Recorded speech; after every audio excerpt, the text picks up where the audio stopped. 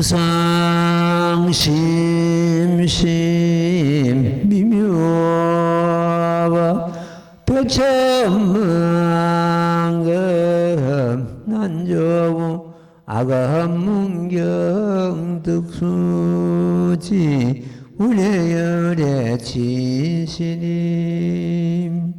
나무며 법년나경 나무며 법년나경 나무며 법년나경 묘법년나경 제일서품 다음에 또 부처님께서 계셨으니 또한 이름이 일월등명이시며 다음에 또 부처님께서 계셨으니 또한 이름이 일월등명이셨습니다. 이와 같이 이만 부처님께서 모두 동일하게 메우는 일월등명이시며 또한 같은 성신이 성은 파라다이셨나이다.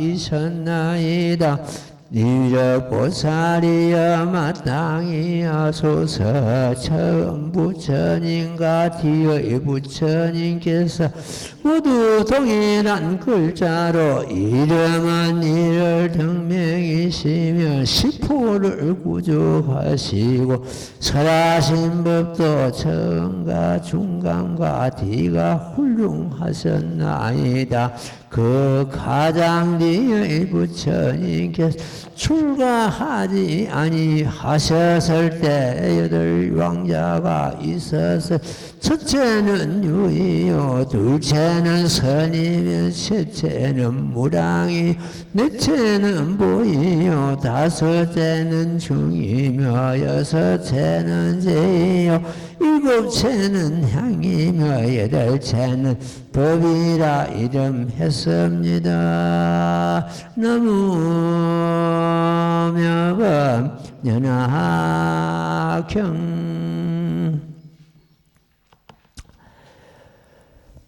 예, 오늘 또 이 서품을 가지고 공부를 하도록 하겠습니다. 예, 부처님께서 어떤 부처님이 세상에 나오시도 법을 설하시는 그 과정이 똑같습니다. 처음에는 동교를 설하시게 됩니다. 동교는 한경을 두고 하시는 말씀입니다. 몰록 깨달는다, 갑자기 깨달는다, 어떤 그런 의미가 담겨가 있습니다.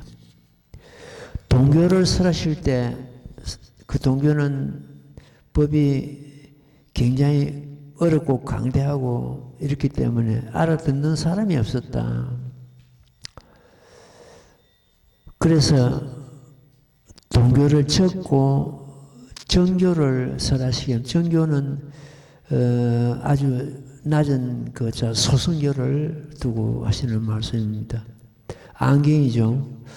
그 안경을 설하셔가지고 중생들 근기를 키워가지고 점차로 키워 올라가지고 나중에 참 그 원교, 제일 마지막 이 법화경이 원교란데 두루 통하고 막힐 것이 없는 그런 종교다. 교법이다. 이래가지고 원교로 갑니다. 이제 원교가 마지막은 이제 설하시게 되는 그런 과정입니다. 그런 과정이 동교를, 정교를 설하시고, 그 다음에, 통교, 별교, 원교, 이렇게 이제 올라가는데, 그 과정이 어떤 부처님이 세상에 오셔도 똑같다는 그런 뜻입니다. 그래서 한 부처님 법을 깨달으면 시방제불의 법을 깨달는 그런 경우가 되겠습니다.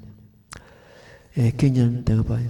다음에 또 부처님께서 계셨으니 또한 일월등명이시며, 다음에 또 부처님께서 계셨으니 또한 이름이 일월등명이셨습니다.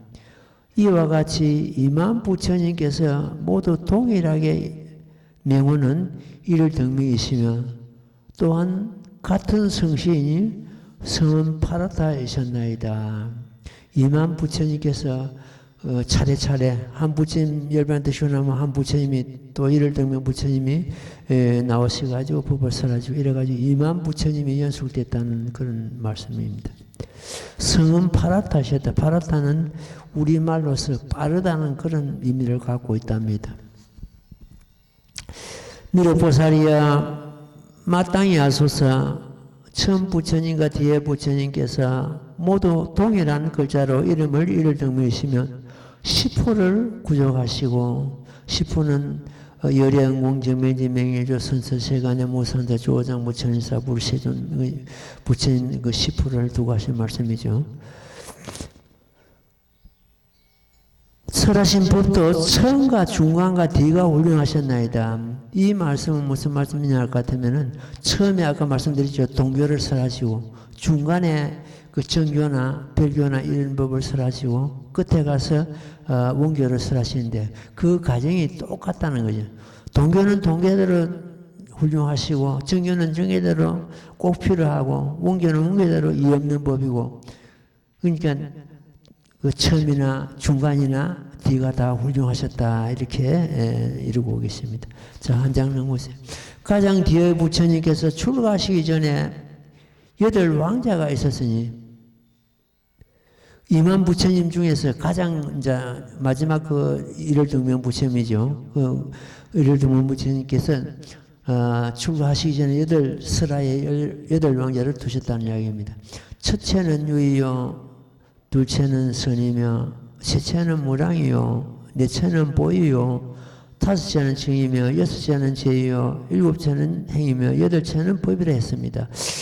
이런 그 8 왕자를 갖다가 지금 그 법화 문구 같은 데서는 8정도를 의미하고 있다, 이렇게 말하고 있습니다.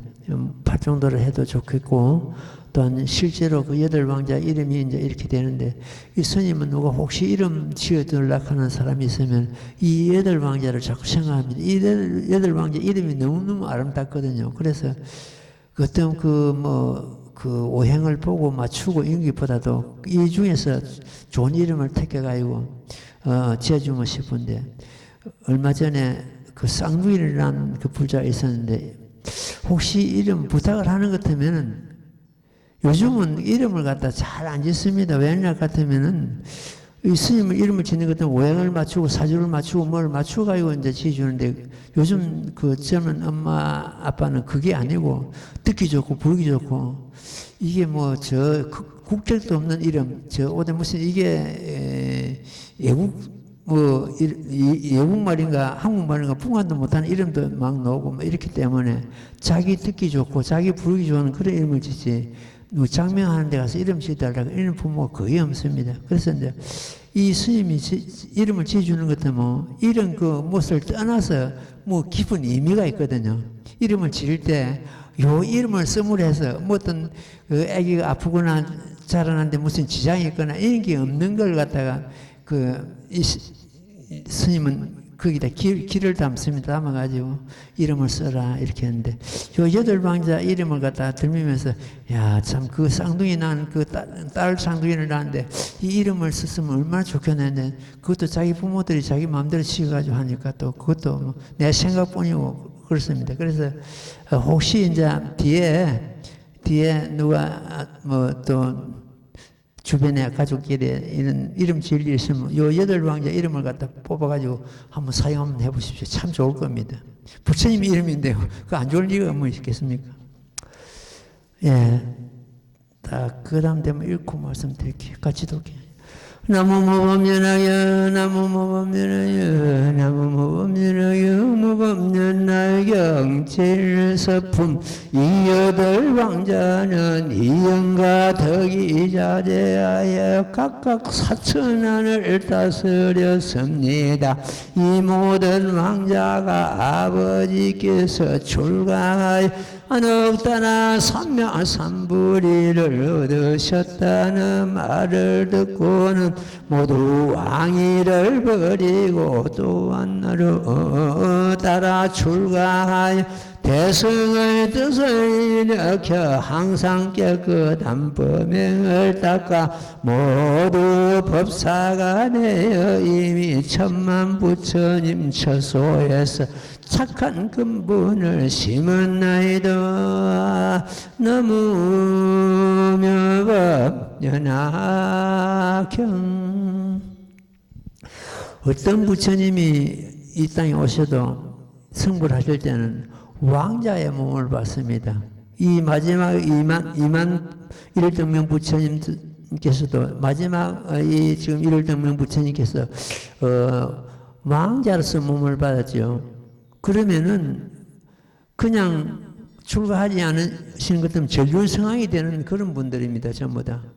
출가하니까 이제 그 자기 출가 전에 낳으신 8왕자가 그 아버지가 안우 따라 삼만삼불을 얻으셨다는 말을 듣고는 전부 따라서 한 사람이라도 남아있으면 그것도 그 임금이 될 건데, 왕자가 그대로 있으면 임금 될 거 아닙니까? 임금 될 건데, 전부 8왕자가 따라서 출가해가지고 아버지로부터서 이 모범연화경을 듣고 이어서 대성을 뜻을 일으켰다는 것은 모범연화경을 의미하고 있습니다. 듣고는 그 8왕자가 차례차례 성불하는 그런 과정이 앞으로 나옵니다. 이래서 어떤 분이 참 와가지고 성불을 하셔도 실제적으로 몸을 할 때는 왕자로 몸을 받고, 그래가지고 그 왕의 자리를 갖다 버리고 출가해가지고 성불하는 그런 과정이 나옵니다. 이 법을 얻기 위해서 왕의 그 자리를 갖다 버린 경우는 거의 부처님 전부 다 그런 경우인데, 왕이 임금 자리를 위해서 출가를 갖다가 중단하는 그런 경우는 아직 경전에서는 없었습니다. 전부 참 그냥 세속에 왕위를 잘 지키고 있으면 전륜성왕이 될 수 있는 그런 30 이상을 다 갖추고 오시기 때문에 전륜성왕이 될 건데, 그 자리를 다 버리고 출가하셔가지고 임금 자리가 되는 것입니다. 어제는 어느 신라 고찰에 잠시 다녀왔는데, 그 절이 그 원어대사께서 창건하셨다고 합니다. 원어대사가 550년 전 인물되니까 어쨌든 1500년이 넘었다는 이야기죠. 1500년, 1500 몇십 년 이렇게 되겠죠. 그런 절에서 옛날에는 그 수행하는 스님만 해도 몇십 명, 70명 막 이리 됐답니다. 절이 상당히 우리 그 경남에서는 제일 오래된 절입니다. 여러분들도 몇 번 가보셨을 겁니다. 안정사라고. 거기가 지금 옛날에는 그 통영군 그 강도면 일이 됐는데 지금은 뭐 통영시가 되죠. 통영시 쪽인데, 왜 그 절에는 이 스님이 좀 관심을 갖고 있다는 것 같으면, 그 절이 법화경을 하는 법화 어떤 종단의 총본산입니다.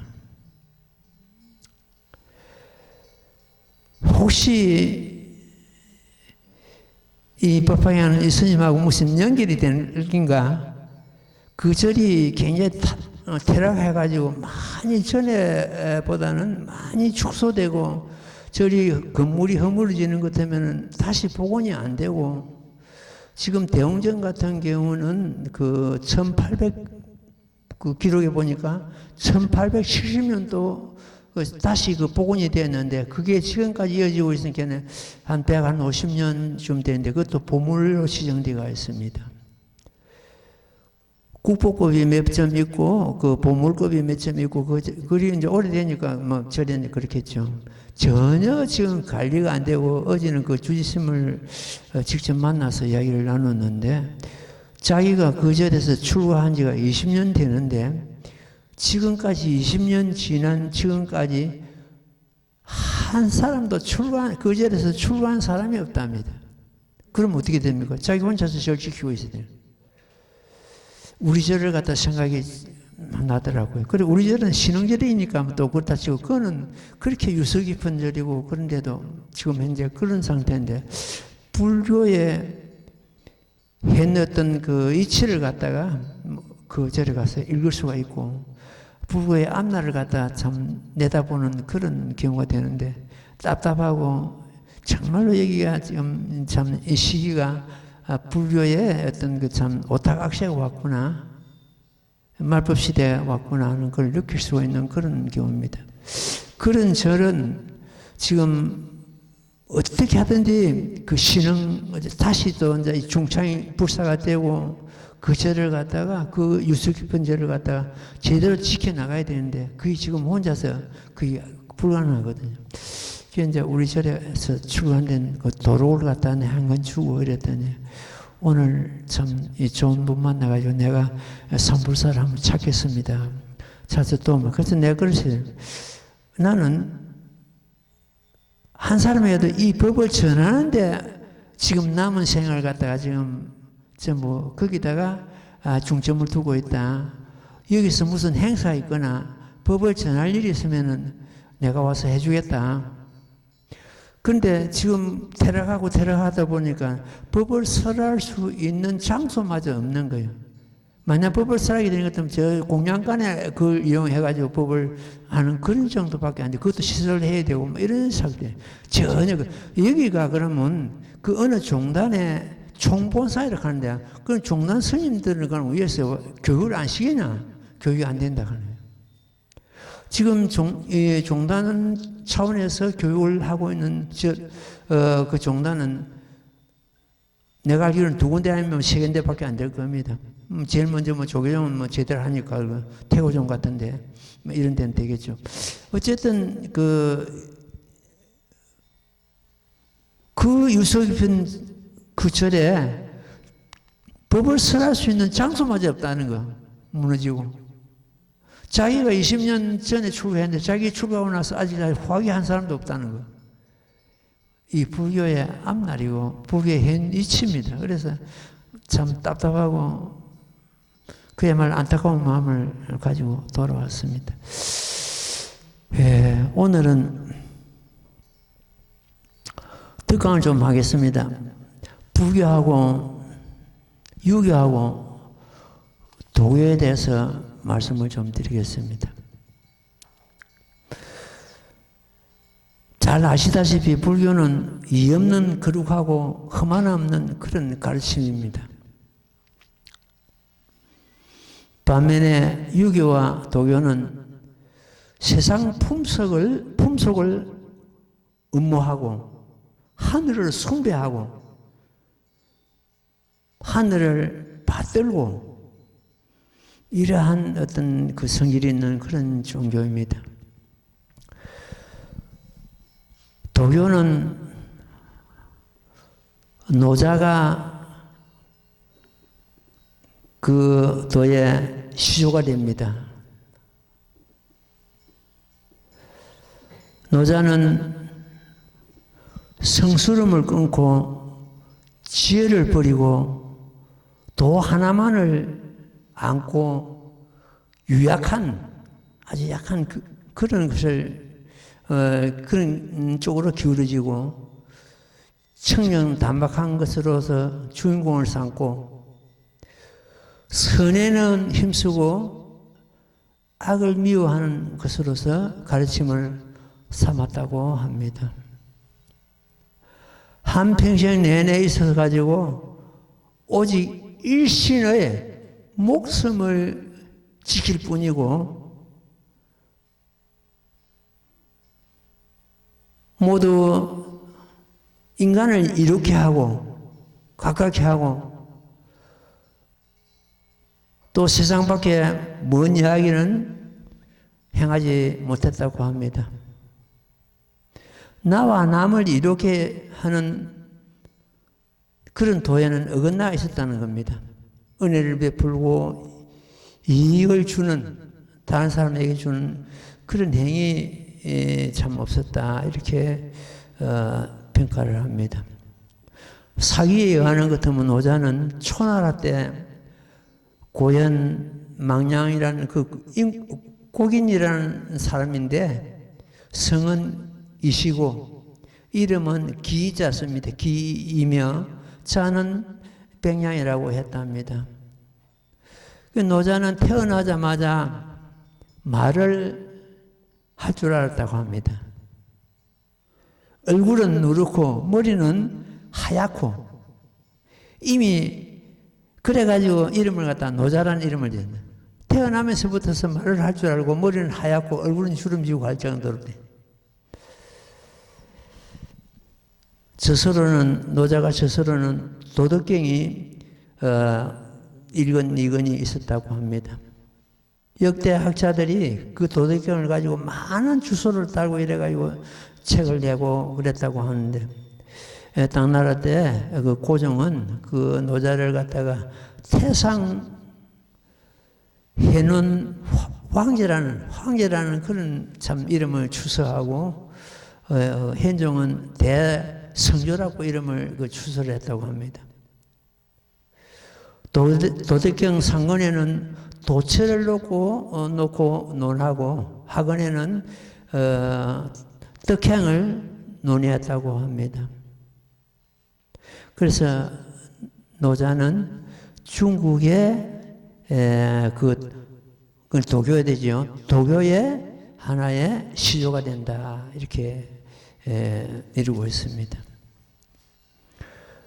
나중에 노자에 대해서 다시 말씀을 드리겠습니다. 그 다음에 공자는 그 중리라고 합니다. 나는 중리라는 이름이 나오길래 잘 이해를 못했는데, 그 공자, 자가, 중리입니다. 중리인데, 공자를 말하죠. 공자는 충을 행하고, 나라의 충성을 말합니다. 부모에게 호를 세우고 덕을 베풀고 천냥하고 인을 베풀고 오직 세간의 선행만을 펼뿐 능히 그야말로 말 밖에 있는 그런 신비는 행하지 못했다. 그래서 공자가 행한 것은 대각은 아니다. 대각까지는 가지 못했다. 그러므로 참 중이라고 이렇게 했는데, 그분은 태어나면서 그 머리가 아주 팽팽하게 푹 꺼졌답니다. 그래가지고 그걸 갖다 다른 이름으로 구라고 이렇게 하기도 하고, 이름은 공자인데 그 중이라 하기도 하고, 천이 아니고 양공 22년에 태어났는데 그게 551년에 몸을 받았다고 합니다. 태어날 때 머리 꼭대기가 팽팽하고 푹 커져가지고 그 언덕구자입니다. 굴하고 성은 공시고 자는 중이다. 그 노나라 때 충주시대 사람인데 지금 그 산동 그 근방 그 지방이라 합니다. 일찍이 노자에게 애를 묻고, 노자하고 거의 같은 시대거든요. 노자에게 어떤 그 참 애를 묻고, 시경, 서경 이런 걸 산정하고, 애와 낙을 갖다 바로잡고, 주역을 차냈다고 하는데, 이 공자가 주역 책 끈이 몇 분 끊어질 때까지 주역을 갖다가 손에 놓지를 않았다는 그런 일화가 있죠. 주역을 찬하고 춘추를 지었다고 합니다. 제자가 3천이나 됐답니다.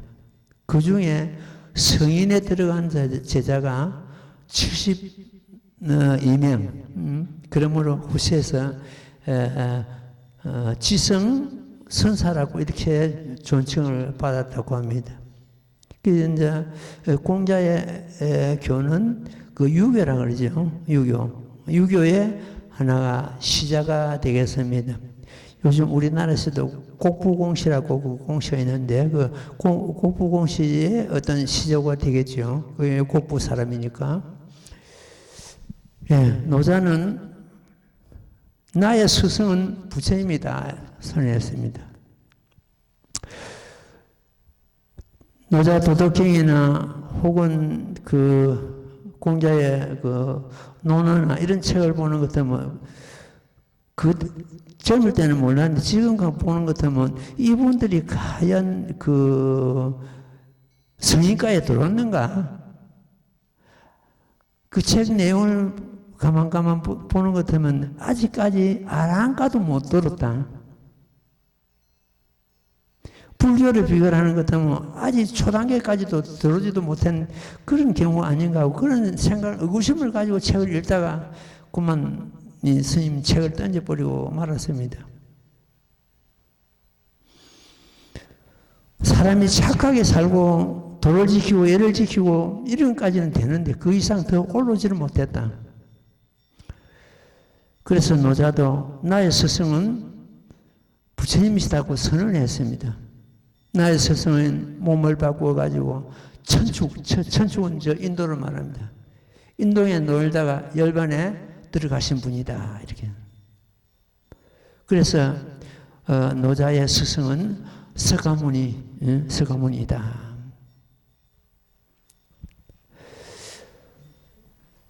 또 상나라 때 태제라는 어떤 비가 있었는데 공자에 물었답니다. 공자께서는 성인이십니까? 하고 물으니까 공자가 답을 하기를 공자 언덕부자를 했죠. 그 구가 대답하기를 갖다가 널리 듣고 잘 기억할 뿐 성인은 아니다. 자기 자신이 성인이 아니다 그랬어요. 성인은 아니다. 그러니까 비가 다시 묻기를 그러면 그 나라 상왕이 있었는데 상왕은 성인입니까? 하고 물었으니까 상왕은 지혜와 용기를 잘 썼을 뿐 성인은 아니다. 오제라는 분이 있었는데 오제가 성인입니까? 오제는 인의를 어질린자 뜻이자죠. 인의를 잘 썼을 뿐 성인은 아니다. 황은 성인입니까? 물으니까 삼왕은 시대에 상황에 맞게 말을 잘하고 했을 뿐 이 구가 아는 바 성인은 아니다. 그러니까 그 성인이냐고 물은 그 태제비가 깜짝 놀라가지고 그렇다면 누가 성인입니까? 하고 물었습니다. 누가 성인입니까? 공자가 감동하여 말하기를 내가 듣기에는 서방에 그 중국에서 그 서방은 인도를 두고 하는 말입니다. 인도를 갖다 서방이래. 서방에 성자가 있는데 그 성자는 다스리지 않아도 어렵지 않고 말하지 않아도 스스로 믿고 사람을 교화하지 않아도 스스로 행하고 사람들이 넓고 커서 백성 가운데서 그보다 유능하고 평판이 좋은 사람은 없었다. 서가모니 부처님을 두고 하시는 말씀입니다. 그래서 공자와 노자는 부처님과 비교할 수가 있겠는가? 그건 비교가 안 된다.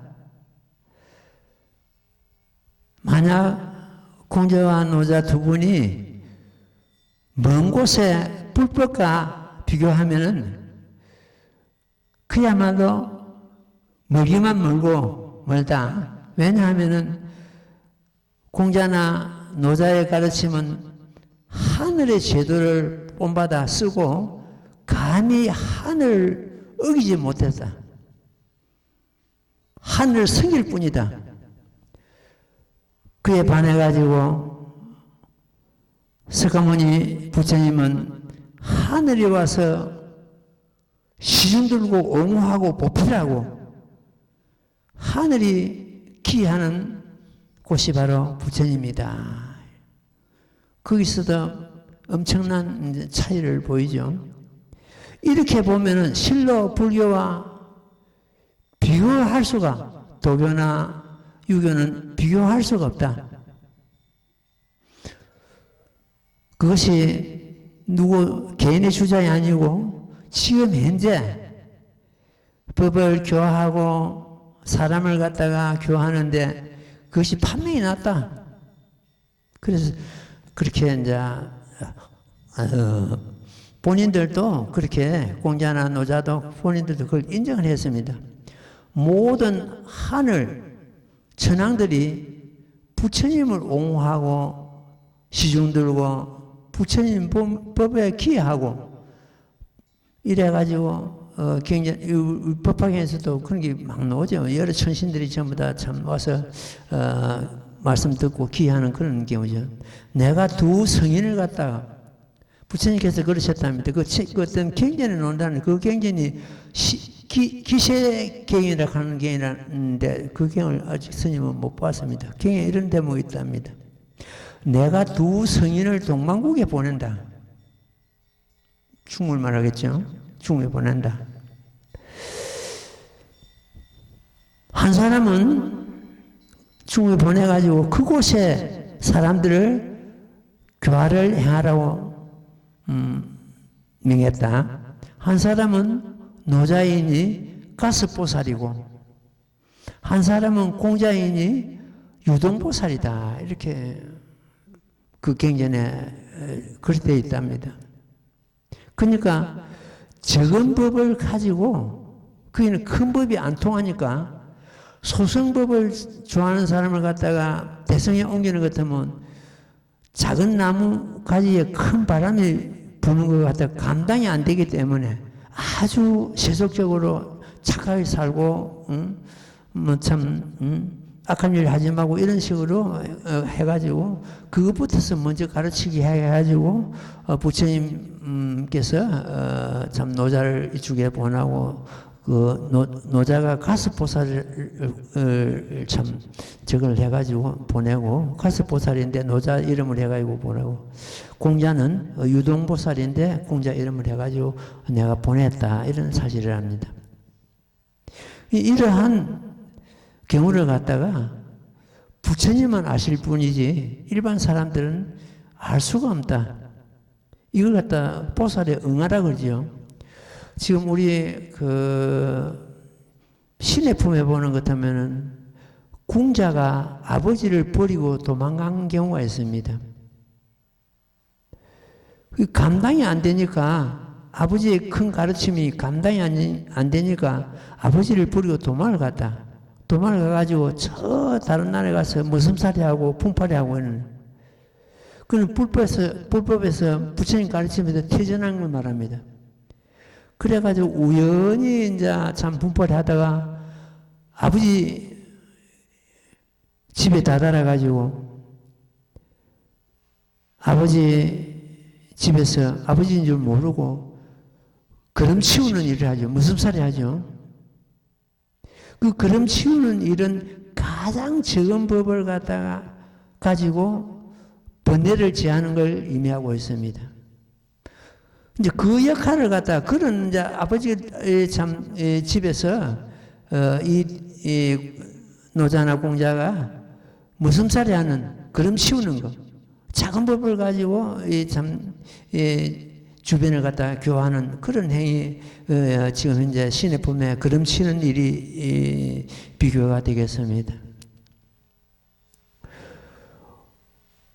오직 이렇게 보는 것 같으면 오직 부처님은 이 경전에 보는 것 같으면 성인 중에 성왕이고 성인 중에 성이고 하늘 중에 하늘이다.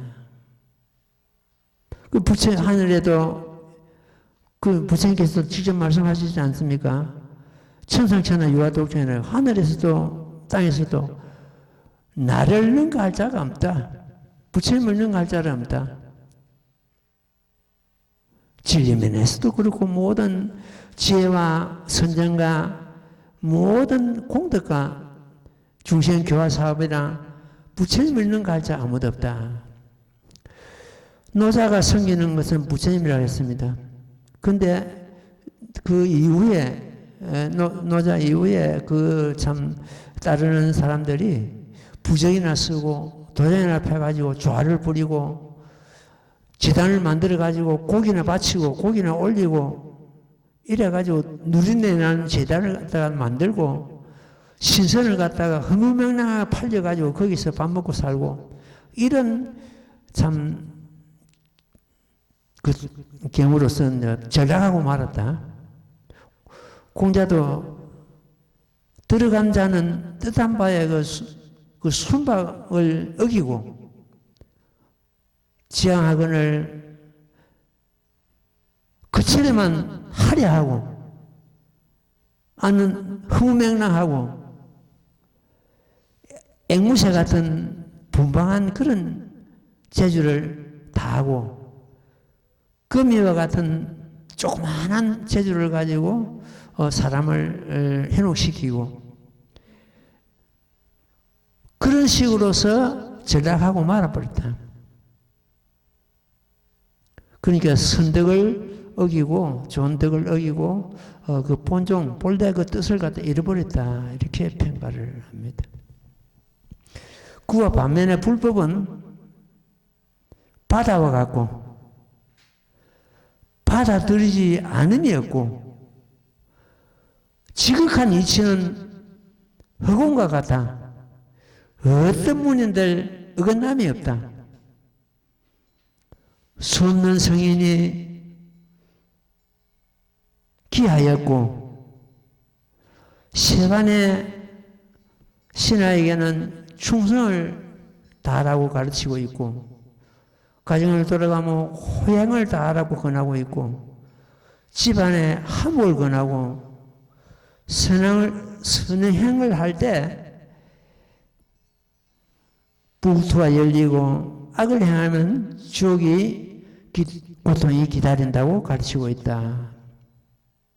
그것이 본 바탕이 5가지 계율을 지키도록 이렇게 권하고 있고 이 5가지 계율은 제가부자나 출가부자나 그건 기본 계율이죠. 진제는 진제법성을 두고 하시는 말입니다. 진제는 그야말로 구경의 하나의 진리죠. 진제를 펼 적에 옳고 그름을 모두 버리고 그게 바로 중도 실상의 도리입니다. 이것과 저것의 그 옳고 그름을 버리고 능과 소를 버리고 피차를 버리고 너와 나를 버리고 일진을 근본을 삼고 일진은 그 일성법, 실상법을 말합니다. 이 법화경 그 자체입니다. 근본을 삼고 삼성을 모아서 저 소성이나 저 삼성이나 아란이나 백지불이나 삼성을 모아가지고 원격으로, 이게 원격인데 여기는 원극으로 되어 있어요. 원극으로 돌아오게 하니 어찌 타 종교가 타 종교 100가지 그 종교가 이 불교에 미치겠는가? 이런 내용이었습니다. 이 내용이 어디 있나는 것 같으면 염명성사라고 900년도 인물입니다. 900년도 인물이니까 지금부터서 1100년 이렇게 세월이 흘렀겠죠. 인물인데 그분이 쓴 그 만선 동기집이 있습니다. 거기 실려 있는 내용을 갖다가 스님이 정리를 해가지고 이 내용이 간단하게 이렇게 되어 있지 않은데 굉장히 복잡합니다. 그걸 갖다 정리를 해가지고 오늘 말씀을 드렸습니다. 이렇게 보는 것 같으면은 그 어떤 그 유교나 도교가 과연 여기에 우리 불교에 접근해 올 수 있는가? 만약 아까 말씀드린 대로 그 참 가스보살이나 그런 보살 그 참 하연을 해가지고 아주 작은 제일 낮은 그런 참 경우를 해가지고 중생을 갖다가 교화하고 이제 보냈는데 그것마저도 흐르면서 세월이 흐르면서도 하늘을 섬기고 그야말로 참 어떤 그 기복적으로 빠지는 분화쓰고 어떤 사주나 보고 하는 그런 시기로 흐르고 말아버렸다 이렇게 되고 있습니다. 지금 현재 공자도 자기가 본 책 중에서는 그 책을 갖다가 참 공자가 제일 쓴 책이 주역이죠. 그 주역을 갖다가 손에서 평생을 놓지 않았다고 그러는데 주역도 하나의 정계입니다. 정계인데 굉장히 적중률이 높은 그런 물론 되는데 우리는 그런 것을 다 뛰어넘고 그야말로 부처님 불법 중에서도 가장 이 없는 법인 참 원극에 들어가는 부처님 불법을 한테 모아가지고 그 삼성을 모아가지고 일성으로 돌리는 그 모범연학에 우리는 지금 참 뜻을 들고 있고 공부를 하고 있습니다. 그렇게 이렇게 보는 것 때문에 우리는 다시 다른 데로 낮은 데나 다른 어떤 삿된 종교, 삿된 말에 빠지지 않고 그야말로 오로지 모범연학을 갖다 근본을 두고 모범연학을 수행하는데 이 참 연수 스님께서 말씀하신 이 만선동기집이 이런 데서는 상당히 도움이 되고 그렇습니다. 물론 이런 내용도 있지만 다른 내용도 많이 있습니다. 많이 있는데 이번엔 특히 유교, 도교, 불교 이래가지고 비교를 해가지고 그분이 자기 견해를 갖다 밝힌 내용이 있습니다. 그걸 갖다가 오늘 우리 도반들한테 스님이 정리를 해가지고 말씀을 드린 겁니다. 여기에 대해서 또 다른 어떤 의견이 있을 수가 있습니다. 이거는 내 개인의 의견이 소견이 아니고 그분이 연수 스님이 쓰신 만선 동기집에서 정리를 한 것입니다. 그렇게 오해를 안 했으면 좋겠습니다. 자, 경연 다시 들어봐요. 11번 나무모범연하여 나무모범연하여 나무모범연하여 모범연하여 제일서품 이때 이를 등명부처님께서 대성경을 설하시니 이름이 무량이라 보살을 가르치는 법이며 부처님께서 깊이 간직하시는 바였습니다. 이경을 설하시고는 곧 대중 가운데서 가부자를 맺으시고 무량이처 삼매에 드시어 몸과 마음이 움직이지 아니하셨습니다. 이때 하늘에서 만달았고 마하만들었고 만수샀고 마하만수산꽃이 피어듯이 내려 부처님이와 모든 대중에게 흩으니 넓은 부처님 세계는 6가지로 진동하였습니다. 그때 모임 가운데 비구비구니 우바세 우바이 하늘용 야착은 달바 아수라가 루라긴나라 마우라가 인빙 모든 자은왕과 전륜성왕 등 이 모든 대중은 일체에 없던 이를 만나 한이하여 합장하고 일심으로 부처님을 우러러 보았습니다. 나무묘법연하경 방금 우리가 독행한 이 대목에 그 육성 6가지 성스러움이 나타난 것을 지금 여기서 밝히고 있습니다. 지금 석가모니 부처님께서도 이 법을 무량경을 설하시고 참 방광을 하시고 삼매 드시고 이 과정이 그 6가지 그 성스러움을 드러내셨는데 이 지금 현재 일월등명 부처님께서도 옛날에 마지막 그 일월등명 부처님께서도 이 6가지 성스러움을 놔두셨다는 그런 내용이 되겠습니다. 그러니까 한 부처님의 어떤 그 과정이 모든 시방의 부처님과 똑같다는 그런 의미가 되습니다. 이 하나는 어떤 그 6가지 성스러움이 나타나는지 한번 보자고요. 이때 이를 등문 부처님께서 대성경을 설하시니 이름이 무량이라 보살을 가르치는 법이며 부처님께서 깊이 간직하시는 바였습니다. 여기서 부처님께서 깊이 간직하신다는 것은 한문으로서는 부처님께서 혼념하신다. 불소혼념법이라 합니다. 복수혼연법을 갖다 우리말로 푸는 것 같으면 깊이 간직하면 되겠죠. 이 경을 설하시고는 곧 대중 가운데서 가부좌를 맺으시고 무랑이처에 삼매듯이요 몸과 마음이 움직이지 아니하였습니다. 어떤 경우도 어떤 부처님도 모범연화경을 설하시기 전에는 무랑의 경을 설하시게 되어 있고 무랑의 경을 설하시고 나서는 무랑이처 삼매에 들어가게 되어 있습니다.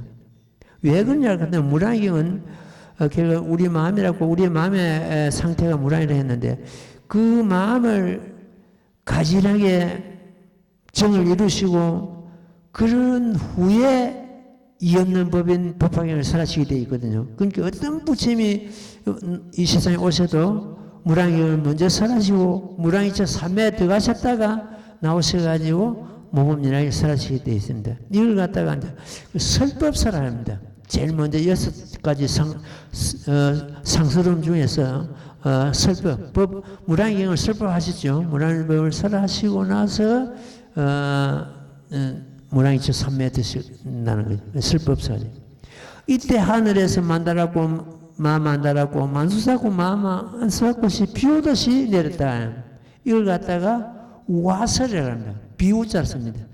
이 하늘 연꽃이 비오듯이 산에서 내렸다는 그런 뜻입니다.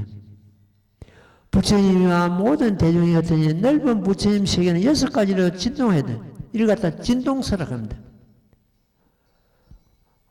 사방, 상하, 이 6가지로 이 대지가 움직인다는 뜻인데, 결국, 우리 마음이 동요한다, 우리 마음이 움직인다, 이런 뜻도 되겠습니다. 그, 이제, 그걸 갖다가 진동서, 이렇게, 대지가 6가지로 움직이는 그런, 상스러움이 나타났다, 이런 뜻이죠. 그 다음에 그때 모임 가운데서 비구비오니 우바세 우바에 하늘 용야 차건달바 아수라 가루라 긴나라 아우라가 인빈과 모든 작은 왕과 절준 성왕 등이 모두 대중은 일칙이 없던 일을 만나 한해한다. 이를 갖다가 대중들이 이거 막 한해한 마음을 갖는 거지요. 갖는 거니까 이것도 대중들이 이렇게 기뻐하는 그런 하나의 상스러움이 되겠습니다. 나중에 저번 여기서 부처님께서 방광을 놔두신 대목이 나옵니다. 일단 방광을 그랬다가 방광설악합니다. 방광설악하고 여는 대중 그들이 너무 기뻐하니 대중은 한의서가 되겠죠. 대중들이 한결같이 우려를 보고 기뻐하는 그런 마음을 내겠어요. 그래서 여기서 이제 우리가 방금 읽은 여기서는 6가지 상스러움이 나타났다. 앞에 석가모니 부처님께서도 그 6가지 상스러움을 나타내셨죠. 그러니까 모든 부처님이 이 법화경을 설하시기 전에 이 과정이 똑같다고 읽어보면 되겠습니다. 네, 그 다음 때문에 읽고 말씀드립니다. 나무모범연하여 나무모범연하여 나무모범연하여 모범연하여 제일서풍 그때 여래께서는 미간의 백호상으로부터 강명을 놓으시어 동방으로 18,000 부처님 국토를 비추시 이미 두루 미치지 않은 데가 없어서 지금 보는 바야 이 모든 부처님 국토와 같았습니다. 이래 보살이 마땅히 하소서의 때 모임 가운데 20억 보살이 있어 주의 법을 듣고자 하였는데 이 모든 보살은 이 강명이 부처님 국토에 널리 비침을 보고 일칙이 없던 이를 만나 강명이 비치는 인연을 알고자 하였습니다. 이때 보살이 있었으니 이름은 모강이면 800제자가 있었습니다. 이때 이를 등명 부처님께서 선매에서 일어나시어 모강보살을 인하여 대성경을 설하시니 이름은 무법연하인데 보살을 가르치는 법이며 부처님께서 깊이 간직하시는 바였습니다. 너무 묘법연하경. 아버지를 버리고 도망가가지고 모진 고생을 하다가 우연히 아버지 집에 다다라가지고 아버지 집에서 아버지인 줄 모르고 50여 년간 걸음을 치우는 그런 경우가 있었죠. 바로 이 모범연화경을 그 소승을 하는 사람에게 모범연화경을 대승을 안겨주는 것 때문에 감당이 안 되니까 도망을 간 겁니다. 도망가가지고 다시 인연이 돼가지고 지금 만나가지고 20년 동안 번뇌를 치우는, 그 걸음을 치우는 것은 번뇌를 제하는 그런 수행 과정이죠. 이런 과정을 거쳐가지고 나중에 끝에 가서 그 장자가 모든 재물을 갖다 아들에게 양해하죠. 그 모든 재물이 그 법제인데 바로 이 모범연화경을 두고 하시는 말씀입니다. 모범연화경을 갖다가 이 모범연화경 대성 중에서 가장 높은 대성이기 때문에 대성을 갖다 양해한다 이런 뜻이 되겠습니다. 여기서 모범연화경을 부처님께서 설하신다는 것은 바로 부처님의 전 재산을 물려주는 그런 과정과 똑같다 이렇게 보면 되겠습니다. 그때 이렇게서 미간의 백고상으로부터 강명을 놓으시어 동방으로 18,000 부처님 국토를 비추시니 여기서 동방으로 18,000 국토를 비춘다는 것은 어떤 부처님도 똑같습니다. 동방으로 18,000 국토를 갖다 비춘 그런 과정이 되는데 지금 그 석굴암이 동방으로 18,000 국토를 비추시는 그 방향이 그 동방입니다. 똑같고 18,000 방광하시는 그 과정이 똑같은데 우리 절에서도 지금 영산회상을 갖다가 건립할 때 동방으로 하는 것 때문에 여기서는 방향이 안 나오니까 할 수 없이 저렇게 건설을 했는데 원칙으로는 다른 땅을 갖다 우리가 구입해 가지고 어떤 그 영산회상을 건립하는 것 때문에 동방으로 18,000 부토를 강명을 놔두시는 이 대목이 재현이 되어야 되는데 우리들에서는 동방이 아니고 동북방이 되는 그런 어떤 경우가 될 겁니다. 두루 비치지 않는 데가 없어서 지금 보는 바에 이 모든 부처님 국토가 같았습니다. 그러니까 석가모니 부처님 지금 가정과 옛날에 그 일월등명 부처님 그 가정의 상스러움이 똑같다는 그런 의미가 되겠습니다. 미륵보살이여 마땅히 하소서. 이때 모임 가운데 20억 보살이 있어 즐거이 법을 듣고자 하였는데 이 모든 보살은 이 강명이 부처님 국토에 널리 비침을 보고 일찍이 없던 일을 만나 이 강명이 비치는 인연을 알고자 했습니다.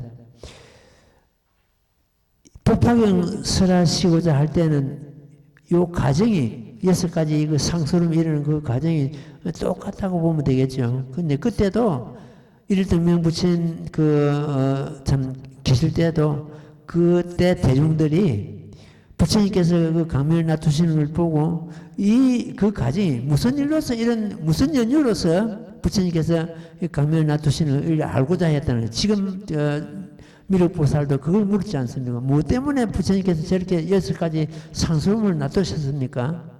그때 그 대중들이 갖고 있는 의심과 지금 미륵보살과 또 모든 대중들이 갖고 있는 의심이 역시 의심하는 것도 같을 수밖에 없다는 뜻입니다. 이때 보살이 있었으니 이름이 모강이며 이 모강은 그때 그 당시 일월등명 부처님 처소에 계실 때 이 모강보살이 오늘날 무수보살입니다. 무수보살이 옛날 과거생의 이름이죠. 모강이며 800제자가 있었습니다.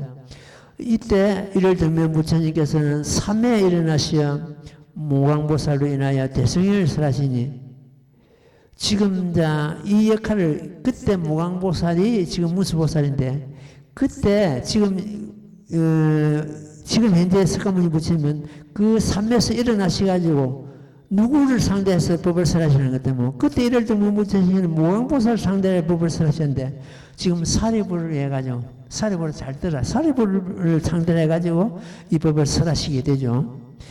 그것이 이제 이름만 다를 뿐이지 설하는 방법은 똑같습니다. 모왕보살이나야 대승현사라니 이름이 모범연하라.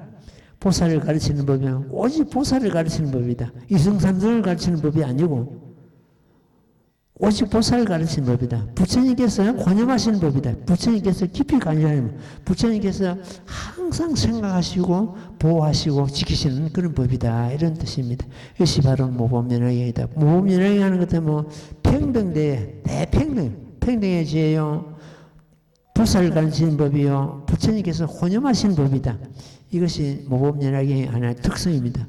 오늘은 이만큼 하고 그 다음에는 또 다음 시간에 공부를 하도록 하겠습니다. 자, 합창하십시오.